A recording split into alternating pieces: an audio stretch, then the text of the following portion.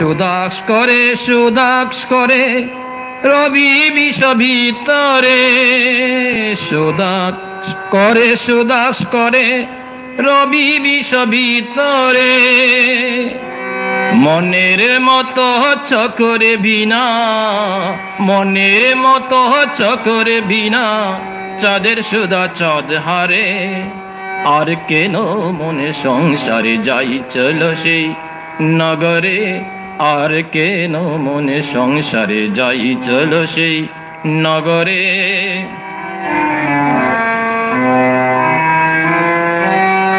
তোমার মতন হয় যে জনা, সেই তো গরল পান করে। অমন তোমার মতো হয় যে জনা, সেই তো গরল পান করে। জ্ঞান হারায়ে বিষের জ্বালায়, আবার জ্ঞান হারায়ে বিষের জ্বালায়, কেবল গতায়াত করে। আর কেন মনে সংসারে যাই চলো সেই নগরে, আর কেন মনে সংসারে যাই চলো সেই নগরে। সেই নগরে বাস করে যে প্রেমিক ধন্য কয়ে তারে, সেই নগরে বাস করে যে প্রেমিক ধন্য কয়ে তারে। সাকারকে করে নিরাকার তারা, সাকারকে করে নিরাকার, নিরাকার সাকার করে। আর কেন মনে সংসারে যাই চলো সেই নগরে, আর কেন মনে সংসারে যাই চলো সেই নগরে। সেটা দিবানিশি পূর্ণ শশী, সেটা দিবানিশি পূর্ণ শশী, আনন্দে বিরাজ করে।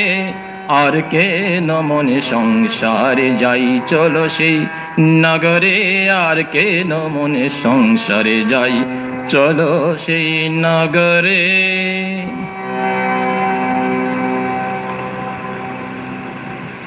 প্রেমিক গানটি রচনা করেছে প্রেমিক। প্রেমিক বলা হয়েছে ঈশ্বরের প্রেমিক।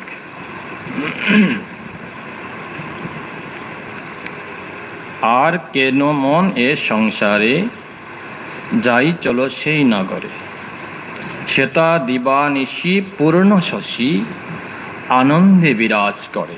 কোথায়? সেই ব্রহ্মানন্দের অপারে। শ্রীরামকৃষ্ণদেব তিনি এক জায়গায় একটি গল্প বলছেন। 3 বন্ধু মিলে একটি ফাঁকা মাঠে গিয়েছিল। সেইখানে একটি প্রাচীর ছিল। প্রাচীরের অপর প্রান্তে কি আছে তা তো ওরা দেখতে পাচ্ছে না, যেহেতু দেয়াল রয়েছে। তো প্রথম বন্ধুকে তাদের খুব ইচ্ছে হলো তাদের, তো প্রাচীরের উপরে উঠলো, উঠেই ওই হাহা করে আবার ওই পাশে চলে গেল। সেই প্রথম বন্ধু আর ফিরে এলো না। এইরকম দ্বিতীয় বন্ধু গেল, সেও ফিরে এলো না। তৃতীয় বন্ধু গেল, ফিরে এলো না। মানে ওই পারে গেলে কি আছে তা জানা যায় না, আর ফেরে না। তাই বলছেন, নুনের পুতুল সমুদ্রের জল মাপতে গিয়েছিল, যে সমুদ্র জলে নামা অমনি আর কি গলে গেল, কপর আর কে দেবে, মানে সংবাদটি আর কে দেবে। তদ্রূপ এই 3 বন্ধুর গল্প হচ্ছে এই, ব্রহ্মানন্দের আনন্দ পেলে সে আর কি ভাষায় প্রকাশ করা যায় না, অন্য কাউকে আর বলা যায় না। তাই বলছেন, আর কেন মন এ সংসারে যাই চলো সেই নগরে, শ্বেতা দিবানিশি পূর্ণ শশী, আনন্দে বিরাজ করে। একবার যদি সেই ঈশ্বরী আনন্দ পাওয়া যায়, তাহলে আর কি জাগতিক আনন্দে আর কি লাগে, আলুনি লাগে, মানে কি হয়, এতে রুচি হয় না। তাই এই গানটি প্রেমিক খুব সুন্দর করে তার ভাষায় ফুটিয়ে তুলেছেন। তাই এই জীবন আমাদের দারুণ হয়েছে মনুষ্য জীবন শৃণ্বন্ত বিশ্বে মৃতস্য পুত্রাহ, আমরা বিশ্বের অমিতের সন্তান। তাই এই জীবন সংসারের প্রতি কর্তব্য কর্ম শেষে ঈশ্বরের দিকে মুখ ফিরিয়ে দিতে হয়, তাহলেই ব্রহ্মানন্দের আনন্দ পাওয়া যায়। সেই রস কি আস্বাদন করা যায় না। আর যখন এই দিনের শেষে যখন সূর্য পশ্চিম গগনে অস্তমিত হবে,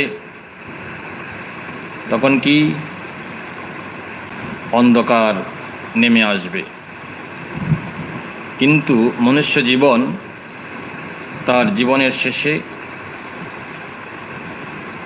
যখন তার অন্তিম সময় চলে আসবে,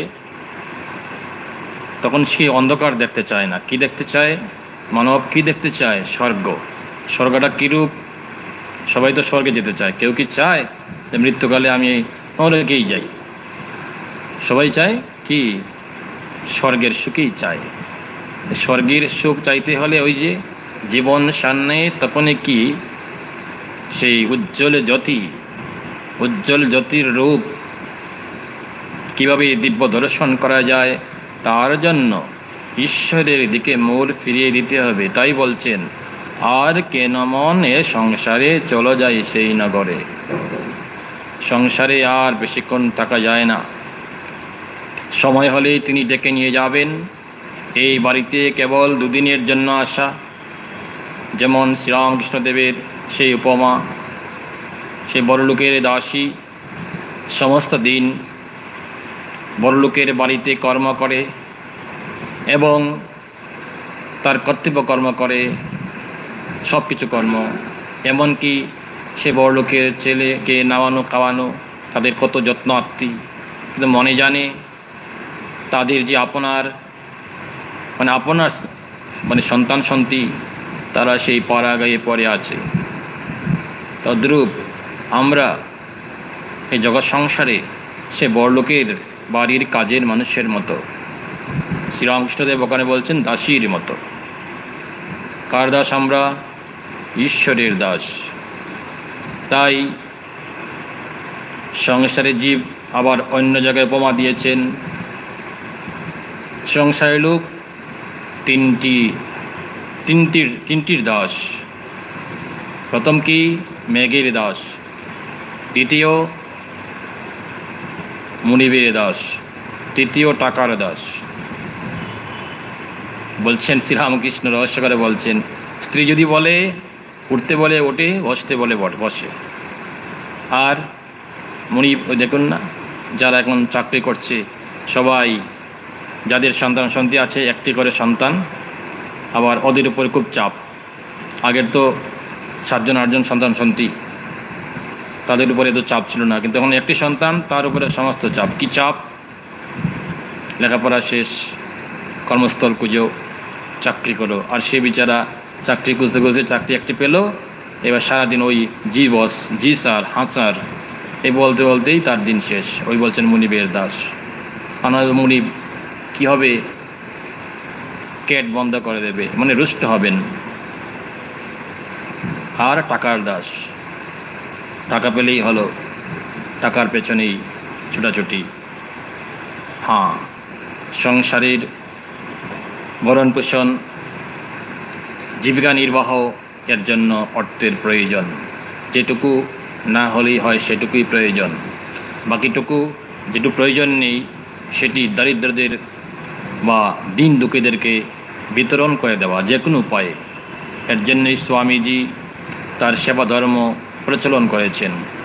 সন্ন্যাসী সমাজ দেখিয়েছেন কিভাবে মানুষের সেবা হয়, তাকে দেখেই জগতের সমস্ত মানুষেরা শিখেছে সেবা পরায়ণতা। তাই ওই যে বললেন, সংসারীরা এ নিয়েই সমস্ত দিন, সমস্ত বৎসর, সমস্ত জীবন কাটিয়ে দেয়।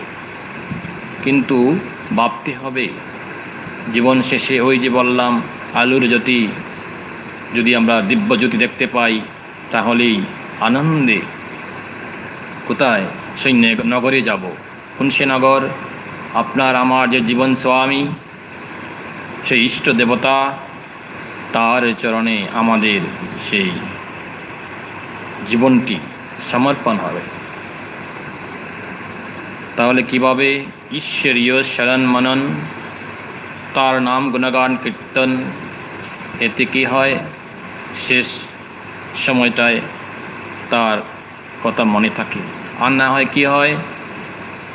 যদি অভ্যাস না থাকে তাহলে পাখির মতো। পাখি, অনেকের বাড়িতে পাখি পালন করে। পাখি আরও তো আছে, ঠাকুর পাখির কথা বলছেন।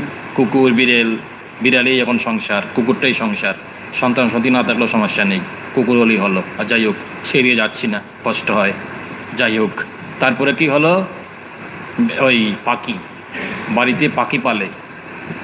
তা বলছে কি পাখিকে কি সুন্দর তাকে ডাক শেখানো হয়, তাকে যে নাম ধরেই শেখানো হোক সেটা শিখে। কিন্তু কি বিড়াল যখন ধরে তখন কি টেওটাই করবে, শেষকালে কি ওই তার আগের যে বলি সেইটাই আওড়াবে। তাই ওই পালিত পাখির মতো নয়, সেই ঈশ্বরীয় নাম প্রতিদিন নিয়মিত অভ্যাস করে শরণ মনন করতে হয়। তাহলে কি শেষকালেও তার নাম স্মরণ হয়। তাই মহারাজ ওই ভরত রাজার কথা বলেছেন। আমরা সবাই জানি, ঠাকুর সেই পুরাণের একটা আখ্যান।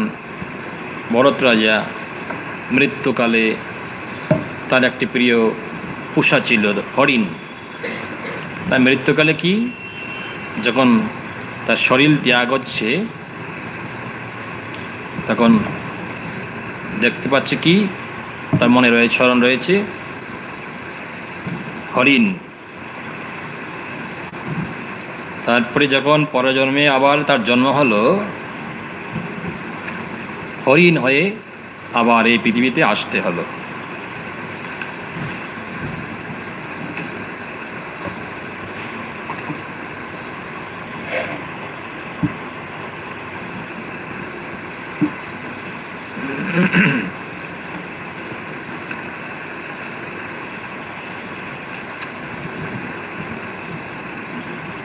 তাই বলছেন, তুমি যা চিন্তা করবে তাই হবে।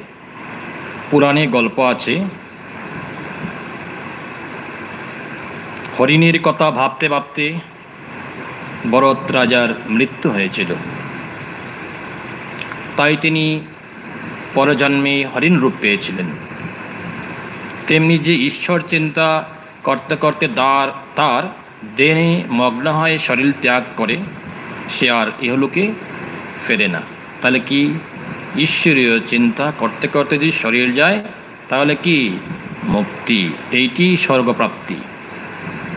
আর না হয় কি ওই ফিরে ফিরে এই দরাদামে আবার জন্ম নিতে হবে।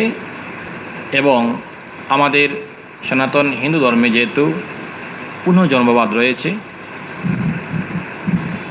যা আমরা শাস্ত্রে শুনেছি বা অনেকে অধ্যয়ন করে শুনেছেন, 84 লক্ষবার সেই বিভিন্ন জনিতে এই পৃথিবীতে আসতে হয়। এর জন্যই ওই আগে বলছিলাম শ্লোকটি, বেদের শ্লোক, শৃণ্বন্তু বিশ্বে অমিতস্য পুত্রাহা, আমরা অমিতের সন্তান। তাই মানব জীবন অনেক সাধ্য সাধনার পর এই পৃথিবীতে আবার মনুষ্যরূপে জন্ম, এবং ঈশ্বরের শরণ মনন সেটিও একটি বিশেষ প্রকাশ। কিভাবে? পূর্বজন্মের সংস্কার।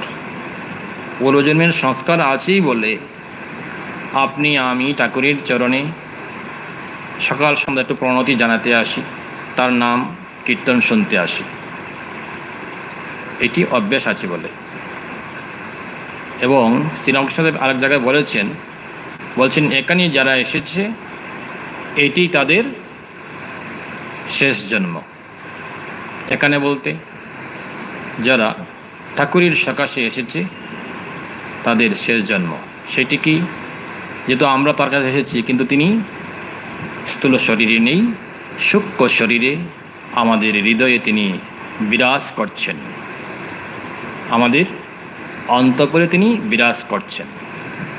এবং আমরা তার ভক্ত, আমরা তার শরণ নিচ্ছি, আমরা তার শরণাগত, এবং আমরা তার ভাবটি নেওয়ার জন্য যে সনাতন হিন্দু ধর্মের শাস্ত্রে রয়েছে মন্ত্র দীক্ষা, আমরা মন্ত্র দীক্ষা প্রাপ্ত হয়ে আমরা যে বীজ মন্ত্রে দেওয়া হয় সেই নামটি আমরা নিয়ম অনুযায়ী কী করি? স্মরণ মনন করি।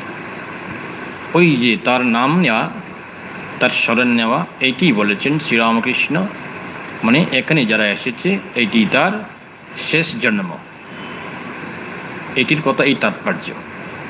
আমরা তার কাছে যাইনি তাই বলে কি আমার আবার আসতে হবে না। আমরা তার কাছে এসেছি, তার যে মহিমা, তার যে নামের শক্তি, আমাদের ষোলো আনা বিশ্বাস, এর জন্যই আমাদের শেষ জন্ম। কেউ কেউ চায়, হ্যাঁ, অনেকের আবার খুব এটা রহস্যস্বর চলে বলে, শেষ বয়স আর বলবে না, যখন জীবনের সামনে এসে বলবে না, না আমি আর ওই মনুষ্য রূপে আর আসবো না।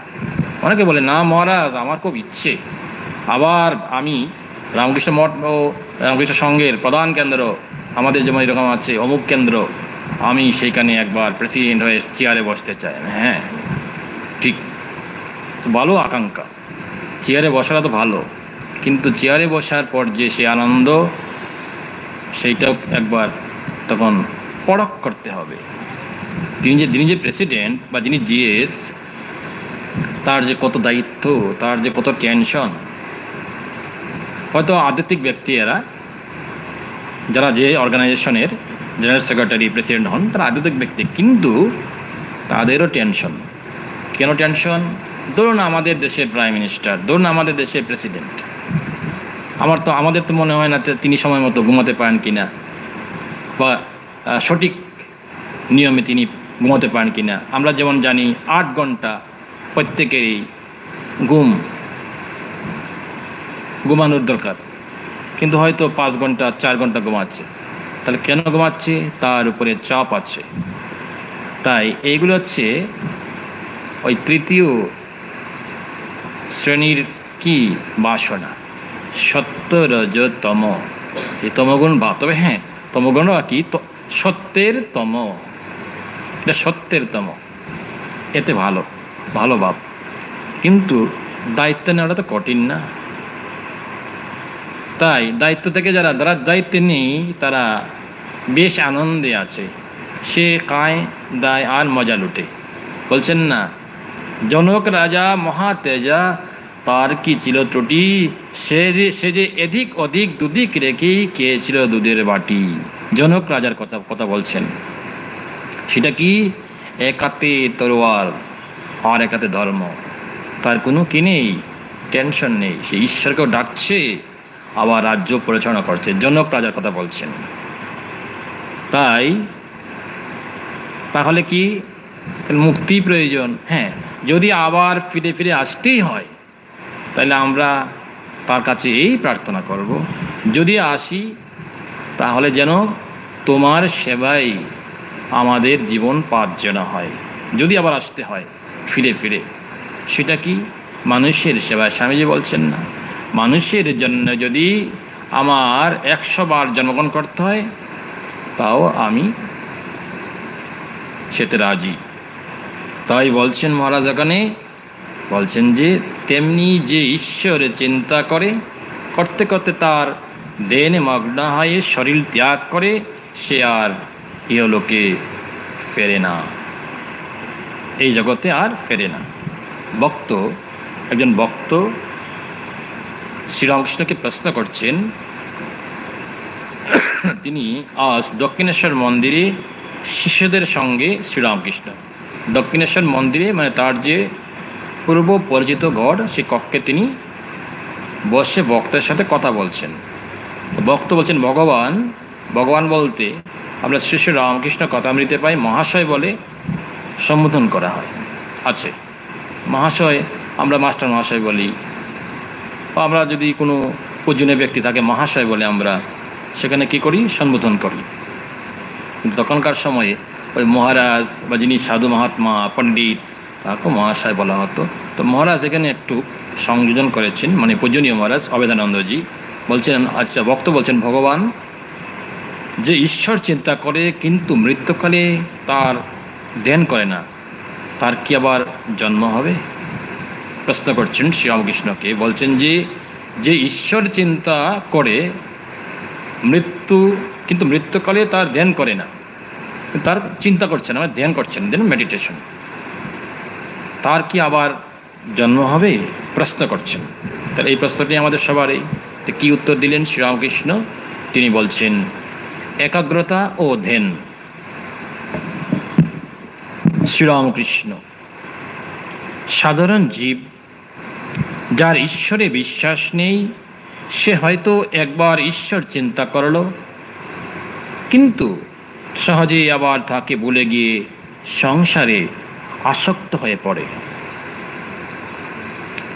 অবশ্য যদি সে জীবনের শেষ মুহূর্তে ঈশ্বর মনোসংযোগ করে তবে তার অন্তর, তার আত্মা শুদ্ধ হয়ে যায় ও মৃত্যুর পরও সে সেইভাবেই থাকে। ঈশ্বরে বিশ্বাস নেই বললেই তো লোকে এত কষ্ট পায়। ঈশ্বরের বিশ্বাস নেই বলেই কি মানুষের এত কষ্ট। মৃত্যুকালে ঈশ্বরে মনোসংযোগ করতে হলে সর্বক্ষণ অভ্যাস করে মনকে তৈয়ার করতে হবে। ঈশ্বরের ধ্যানাভ্যাস করলে মনে স্বতঃস্ফূর্তভাবে ঈশ্বর চিন্তার প্রবণতা জন্মায় এবং শেষ সময়েও তা ঘটে থাকে। আবার ভক্ত ঠাকুরের এই উত্তর শোনার পর আবার প্রশ্ন করছেন, ভগবান মুক্তি লাভের জন্য সংসারী লোকের কীরকম মানসিক অবস্থা প্রয়োজন? তাহলে ওই কিছুক্ষণ আগে মুক্তির কথা বলেছি আমরা, ঠাকুর এখন সেই উত্তরটি দিচ্ছেন, আমরা শুনছি। মানে সংসারী লোকের কীরকম মানসিক অবস্থা প্রয়োজন, কিসের জন্য? মুক্তি লাভের জন্য। শ্রীরামকৃষ্ণ বলছেন, প্রভুর কৃপায় যদি তার মনে সাংসারিক বিষয়ের প্রতি তীব্র অনাসক্তি ও বৈরাগ্য জাগে তবে সে লোক সব রকম জাগতিক কামনা ও আসক্তি থেকে মুক্ত হয়ে যায়। এই তীব্র আসক্তি বা বৈরাগ্য কীরকম তা জানো? তা তোমায় বলছি। ভক্তকে বলছেন সেই বিষয়টা কি? বৈরাগ্য কীরকম? যেমন বলছেন, সাধারণ বৈরাগ্য হচ্ছে ঈশ্বর চিন্তা মাঝে মাঝে আসে কিন্তু অন্তরে ব্যাকুলতা নেই। অন্তরে কি নেই? বৈরাগ্য আসে কিন্তু অন্তরে কি নেই? ব্যাকুলতা নেই। তাহলে কি আলোনি? সে মানে একদম নিরামিষ ভাব। আরে সক্রিয়তা আমিষ নিরামিষ চাই না, প্রোটিন থাকতে হবে তো না। দেহে যদি প্রোটিনের অভাব হয় তাহলে তো বৈরাগ্য আসবে না। প্রোটিন চাই, তখন কথার ভিতর প্রোটিন হতে হবে, শুধু কাজে নয়। তাই কি বলছেন ওখানে? শ্রীরামকৃষ্ণ বলছেন, তীব্র বৈরাগ্য হলে এর বিপরীত হবে।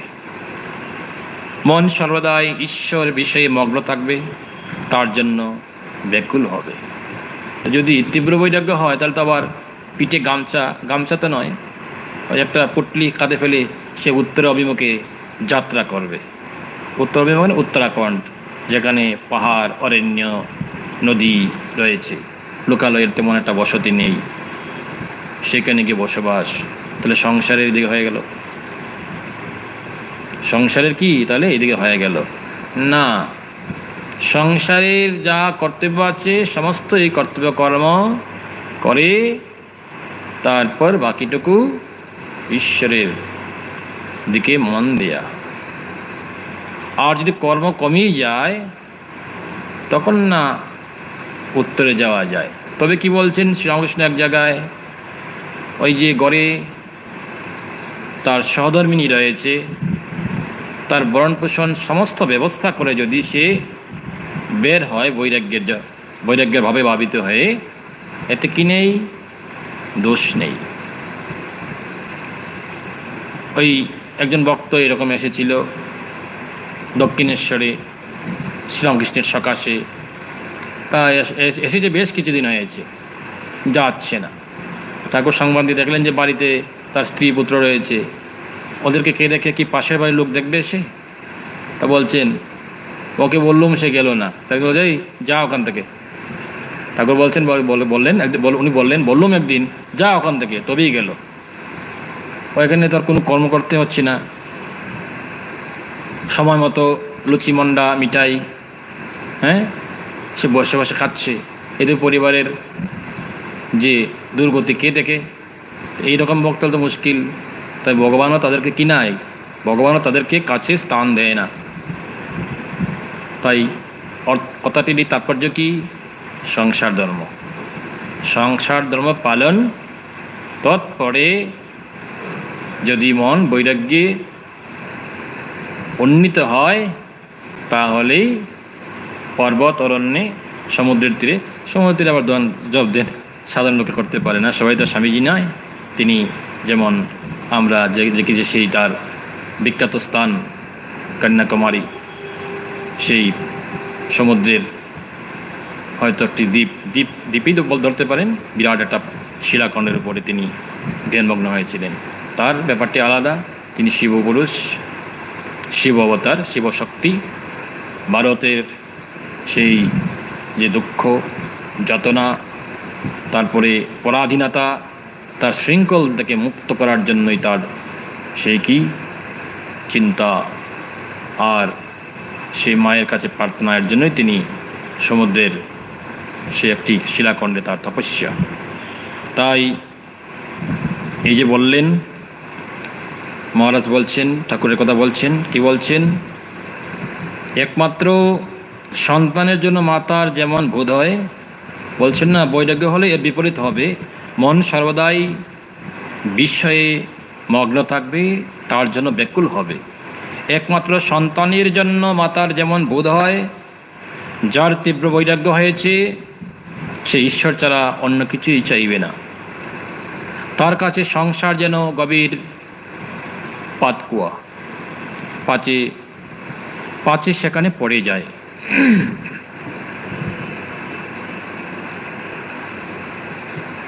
এই ভয়ে সে সর্বদা ভীত থাকে।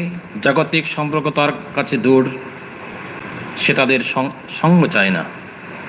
সর্বান্তঃকরণে সে ঈশ্বরের জন্য ব্যাকুল হয়। সে তার পরিবারের কথা ভাবে না, আগামীকালের কথাও ভাববে না।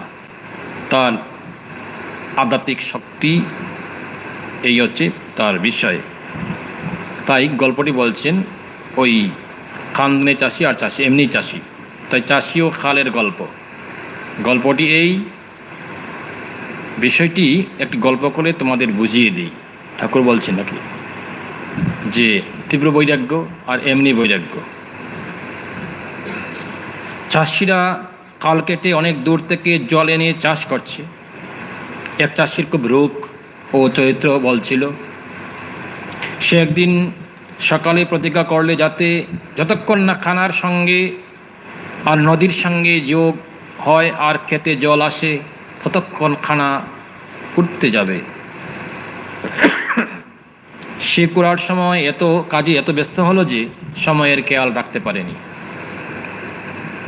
খাবার বেলা এলো, পার হয়ে গেল। তার গিন্নি হাত পা ধুয়ে খেতে যাওয়ার জন্য জেদ করে বলল, খাবার ঠান্ডা হয়ে যাচ্ছে, কাজ রেখে দাও, কাল করো। সে প্রথমে তার কথায় কান দিলে না, কিন্তু যখন গিন্নি বারবার বলতে লাগলো, সেটাকে জোর করে বলল, বাড়ি যাও।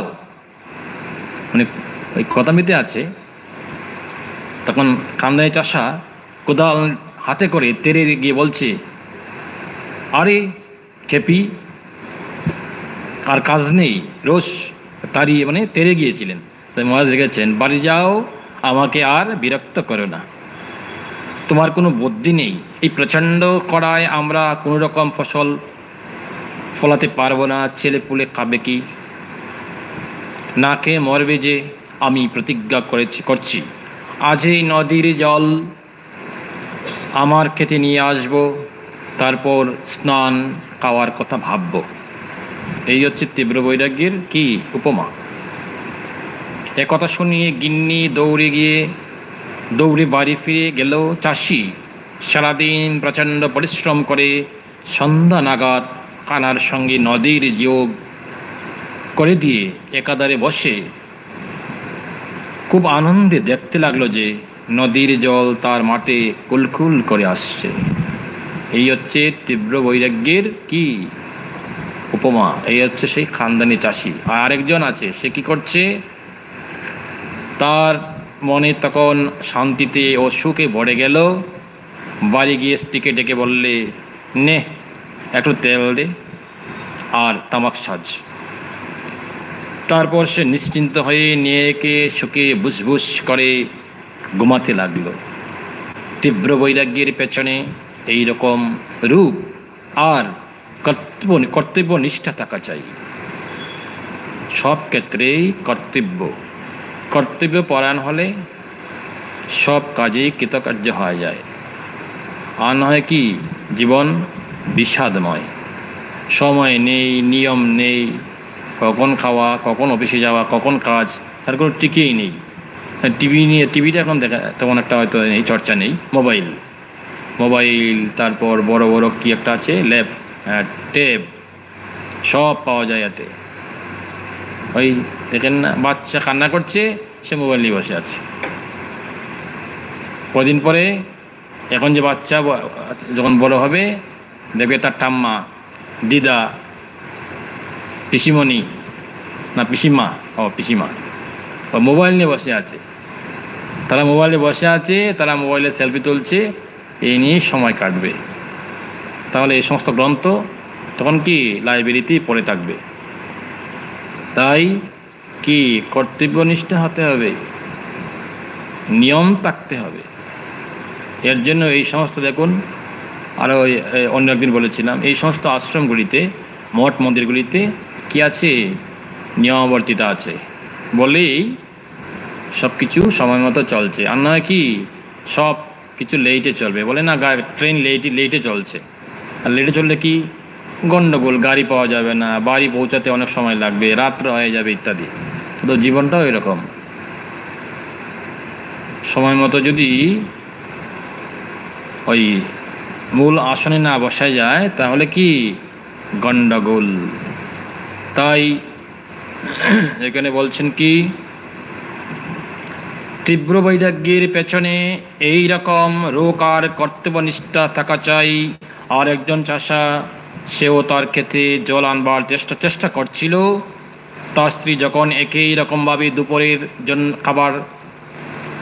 জল খাবার আনবার চেষ্টা করছিল, তার স্ত্রী যখন একই রকমভাবে মানে ডাকতে এসে বলল, আরে অনেক বেলা হয়েছে, এখন বাড়ি এসে নিয়ে খেয়ে নাও। তখন সে বললে, কোদাল রেখে স্ত্রীকে বললে, বাহ, তুই যখন বলছিস তো তবে চল যাই। সে চাষির ক্ষেত শুকিয়ে গেল, মাটির চাষ করতে পারল না। এইভাবে কি বলছে, এইভাবেই উদ্দেশ্যের প্রতি দৃঢ় নিষ্ঠা না থাকলে ভক্ত ঈশ্বর লাভে সক্ষম হয় না।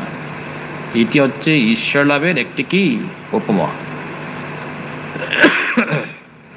এইবার একই রকম তীব্র বৈরাগ্য, মানে একই রকম বৈরাগ্য বা নিরাসক্তি যথার্থই বৈরাগ্য, মানে আসক্তিহীন, সেটি হচ্ছে যথার্থ বৈরাগ্য। তাই বলছেন, তীব্র বৈরাগ্য এলে ঈশ্বর লাভ হয়। তখন তার বিষয়াসক্তি ক্ষীণ হয়ে যায়। গৃহস্থ তখন পরিবারের সঙ্গে থাকতে পারে, কিন্তু সে তখন অনাসক্ত, তার আর বন্ধনে পড়বার বিপদ থাকে না। যদি দুটি চুম্বক থাকে, একটা খুব বড় আর একটা খুব ছোট, তবে লোহাটাকে কে টানবে মনে হয়? বড়টাকেই টানবে। অবশ্যই বড়টা, হ্যাঁ মহারাজ বলছেন যে বড়, অবশ্যই বড়টা।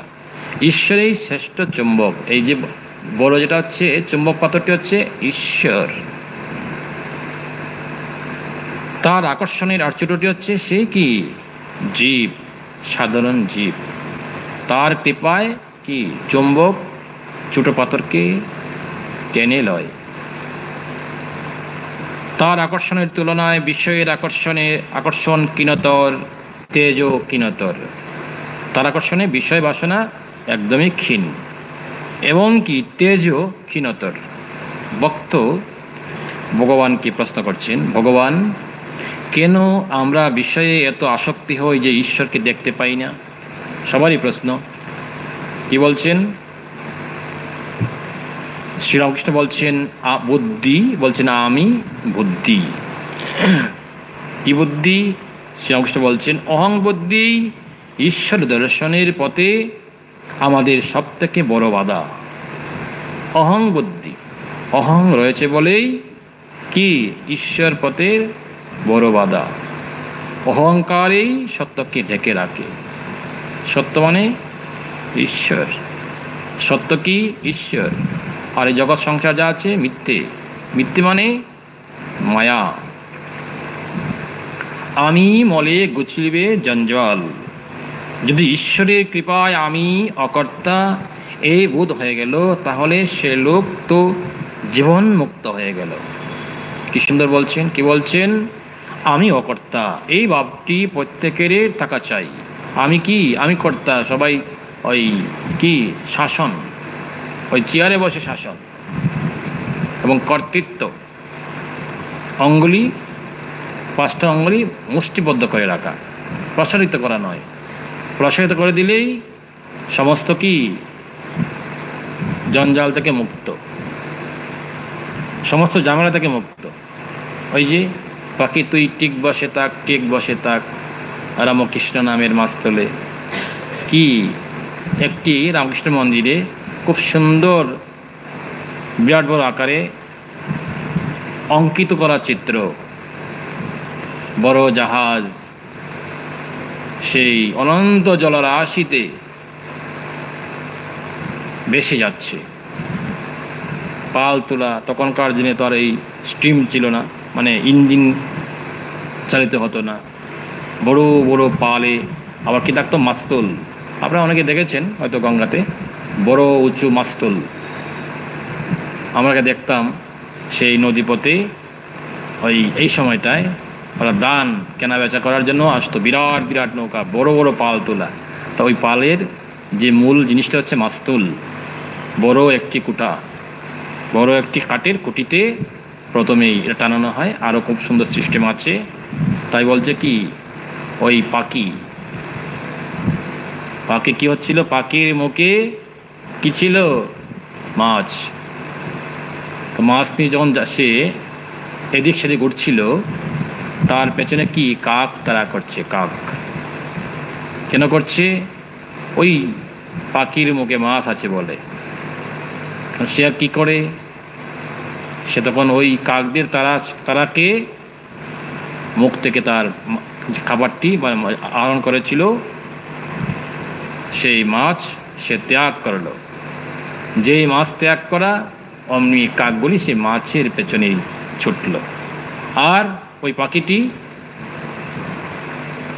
সেই মাছতলে গিয়ে বসলো। আর তখন কি, আর তখন কোনো তার চিন্তা নেই, সে আর এদিক সেদিক যাচ্ছে না। বলছে এদিক দিকে কি, এদিক দিকে দেখতে পাবি জলে জলাকার। তাই বলছে কি কুল কিনারা নেই, কোনো কুল কিনারা পাবে না। তাই ওই মাছতল কি হচ্ছে তার কি একমাত্র সম্বল। তিনি কে? সেই যে বিরাট বড় মাছতল, তিনি হচ্ছেন আমাদের ইষ্ট দেবতা।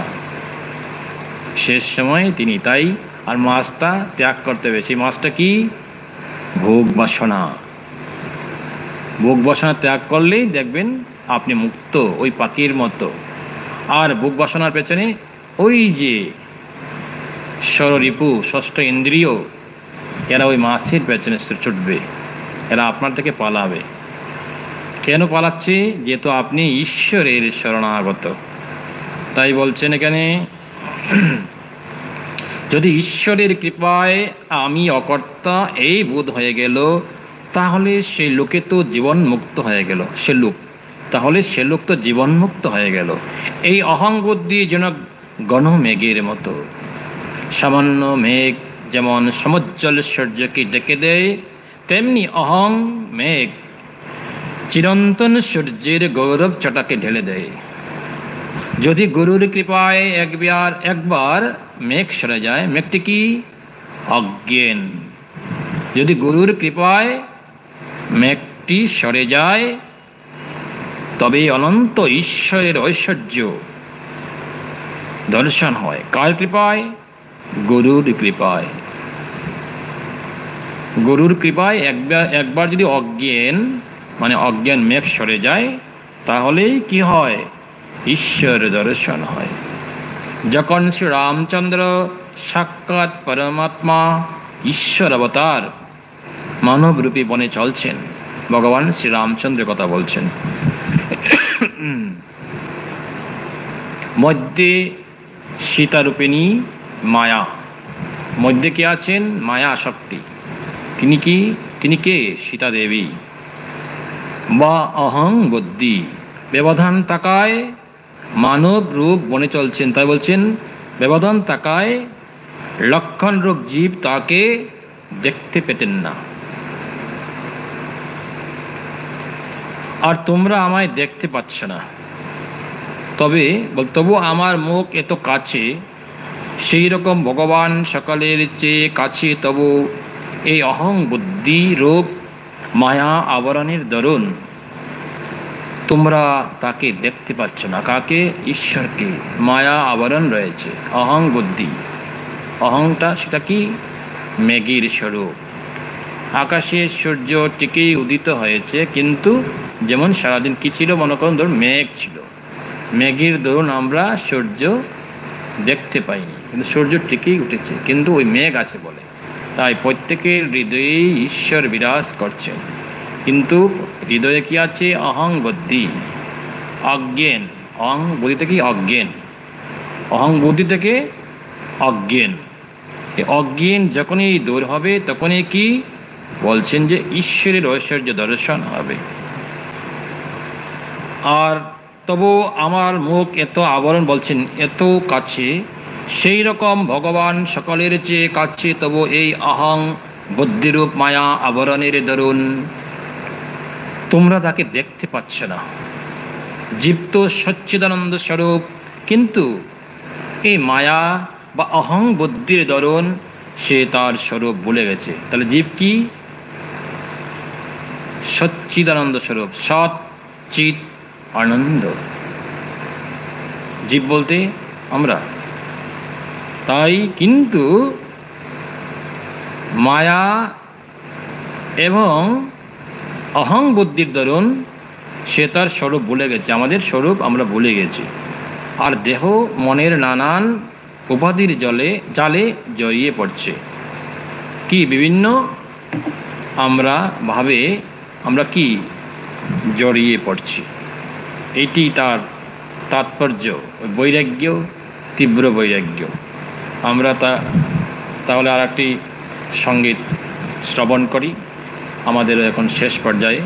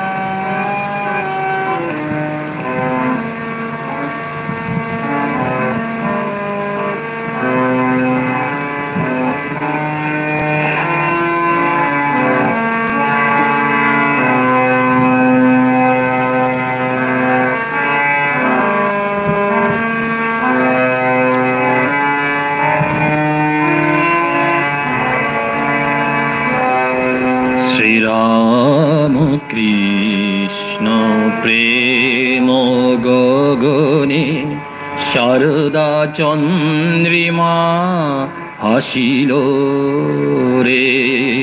শ্রীরাম কৃষ্ণ প্রেম গগনে শারদা চন্দ্রিমা হাসিল রে। রূপের আমায় স্নেহ যোচনায় পুলকে ভুবন ভাসিল রে।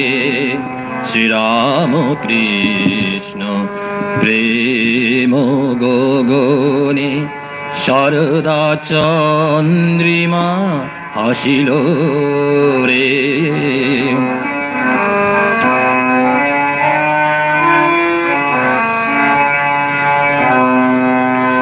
নেহারি গগনে শারদাই ইন্দু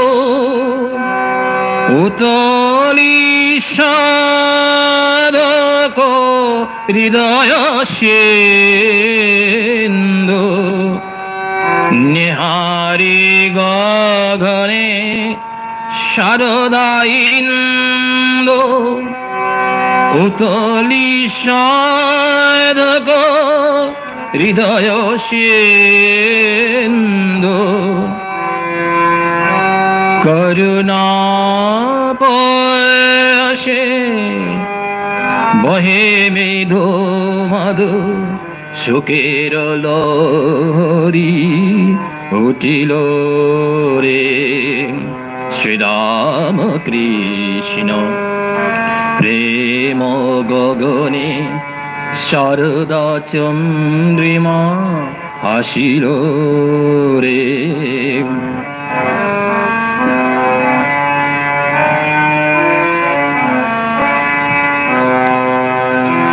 বিমল আকাশে শারদা শশী পাশে ভকত তারা দল সতত সুখে ভাসে। বিমল আকাশে শারদা শশী পাশে ভকত তারা দল সতত সুখে ভাসে। ঋষিদাম চারি নর ঋষি এসে উজ্জ্বলি বিবায় বাতিল রে।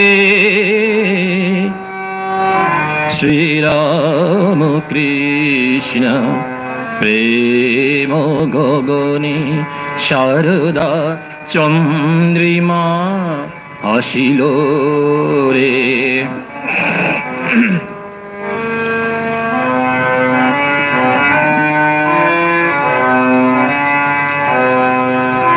রাম কৃষ্ণ লোকে আনন্দের মেলা চল মন চল যায় বেলা। রাম কৃষ্ণ লোকে আনন্দের মেলা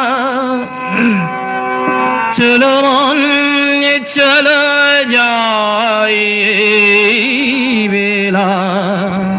এন শোধিন করিও না হেলা আনন্দময়ী আসিল রে। শ্রীরাম কৃষ্ণ প্রেম গগনে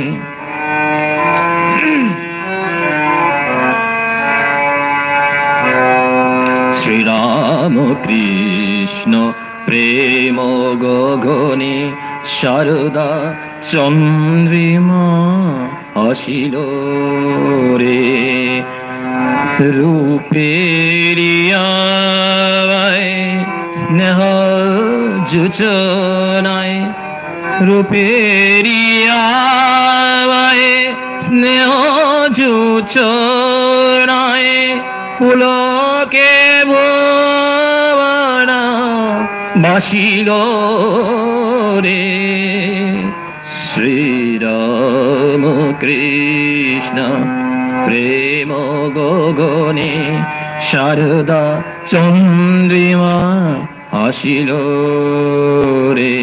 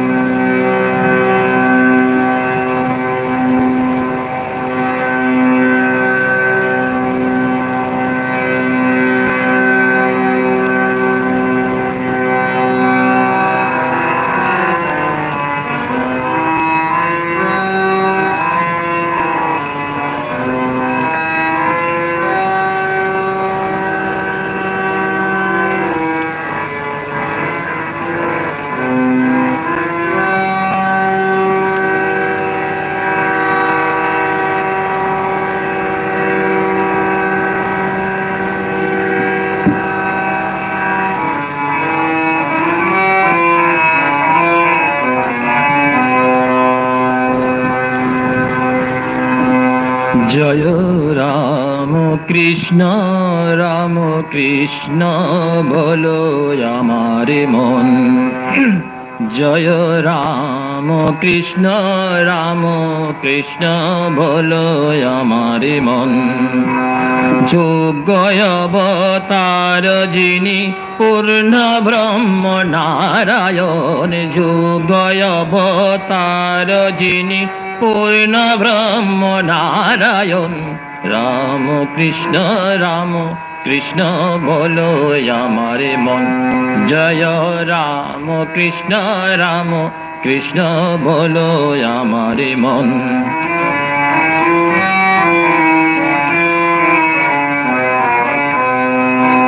জীব দুঃখেতে কাতর দরি নরকলে ভোর। বারংবার অবতার জগত ঈশ্বর। এবারে মাঝুর জগন মরতি জিত কামিনী কাঞ্চন।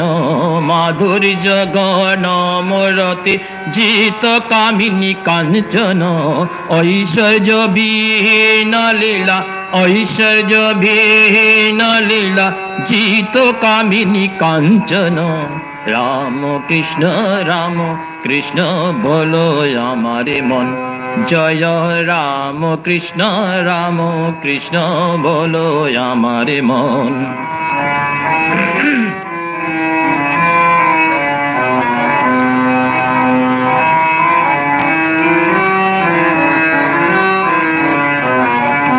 পূর্ব পূর্ব অবতার এলো কলাংশে যাহার। স্বয়ং সে দক্ষিণেশ্বরে এসেছে এবার। পূর্ব পূর্ব অবতার এলো কলাংশে যাহার। স্বয়ং সে দক্ষিণেশ্বরে এসেছে এবার। ওরে চোখ মেলে ওরে চোখ মেলে চেয়ে দেখো পাবে রে নব জীবন। চোখ মেলে ওরে চোখ মেলে চেয়ে দেখো পাবে রে নব জীবন। আর কত ঘুমাবে জীব আর কত ঘুমাবে জীব কাম কাঞ্চনা বেশে। রাম কৃষ্ণ রাম কৃষ্ণ বলো আমার মন। জয় রাম কৃষ্ণ রাম কৃষ্ণ বলো আমার মন।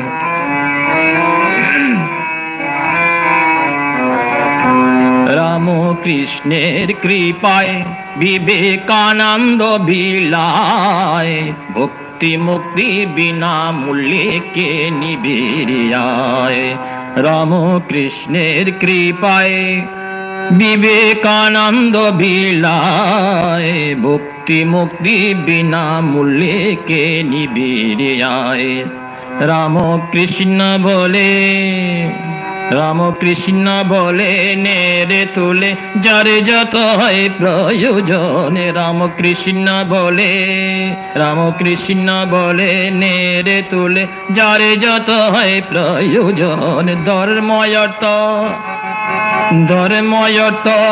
काम मोक्ष जारे जत है प्रयोजन राम कृष्ण बोलो हमारे मन जय राम कृष्ण बोलो हमारे मन जय राम कृष्ण बोलो हमारे मन। এখানেই সমাপ্ত হলো। আমি আপনাদেরকে আমার শ্রদ্ধা নমস্কার জানাই। আমরা জয় দিয়ে শেষ করছি।